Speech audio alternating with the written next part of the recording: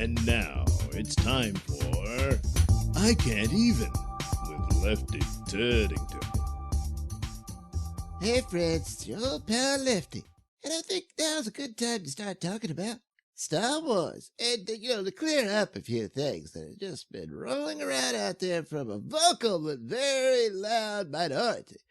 Yeah, you know what I'm talking about. But recently I came across this amazing article that really shows the true appreciation for Star Wars that is missing in today's toxic fandom.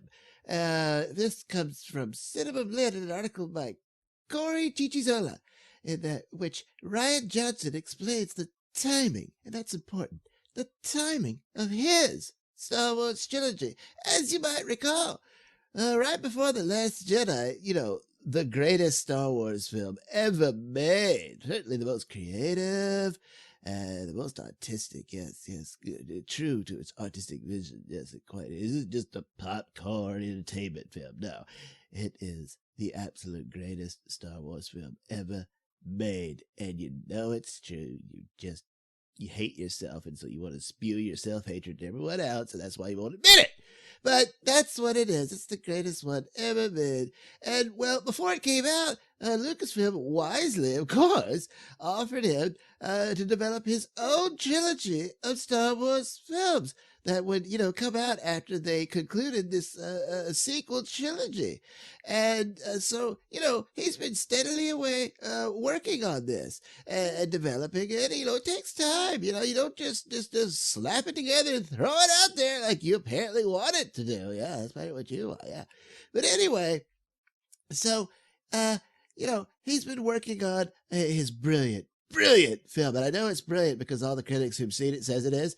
And it received quite the reception at the Toronto International Film Festival. And it was all positive. All positive. And so Knives Out is just going to be amazing, and you all know it, and I look forward to it. I really do. And so, he's busy with that. So all this stuff about where's your trilogy, Ryan? Well, that's why he's been busy. He's been working. You might want to look that up. And so it's going to take a little while to get to it. Meanwhile, of course, the brilliant geniuses behind Game of Thrones, and yes, that final season was amazing. And you go, Ari. You go, girl. Oh, yeah. I mean, yeah, it was hard to watch Daenerys fall, but that's what you get when you put your hopes in a man. And so that's pretty bad. But Ari, she showed you how it's done. That's right. You go, girl. You go. And so that was a fascinating and phenomenal ending.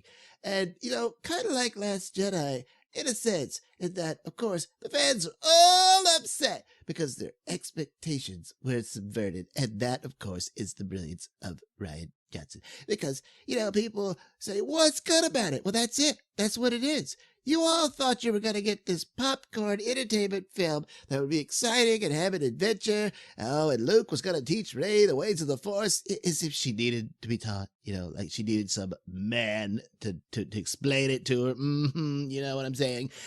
No. And so we had a great demonstration of women of power displayed throughout the film. And that's what really disturbs these misogynists. And that's what Rian Johnson did. And it's his gift and possibly his own personal apology to women. That's what it was. And that just makes it all the better. It sure does. And it clears up and fixes the mistakes that Star Wars had committed over the years. It did. And so there you go. And so Ryan is just saying, hey, it's going to take some time to get this done. Still working on it. And, of course, he's going to be working with, Benioff and Weiss. And they're going to develop their trilogy or movie, whichever. It doesn't really matter. But, he's so busy with this Knives Out. And now there's even a demand for a sequel, possibly.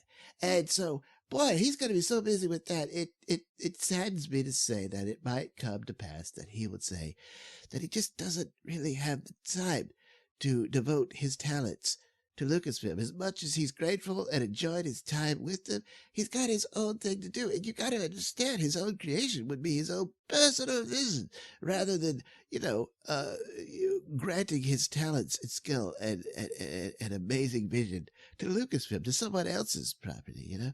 And I'm sure it'll be kind of sad for him, but he's got to be true to his own vision. And it's quite possible that's what it would be. And that would just be a great loss, a terrible loss to Lucasfilm. But all you haters who say it's canceled and all they're behind the scenes telling them, you know, say what you want. You just can't really say much else about it. But eventually we're going to say we're going to move on from that and that you're busy with something else. Oh, yeah, yes, that's what you're going to say.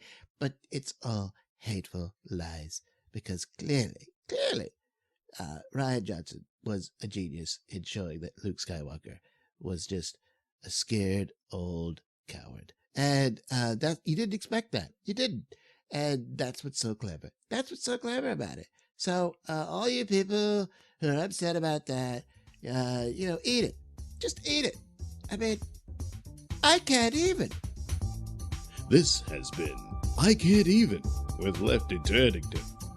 Lefty Turdington is a frequent co-host of the Mr Nailsin Show podcast on RadioMisfits.com.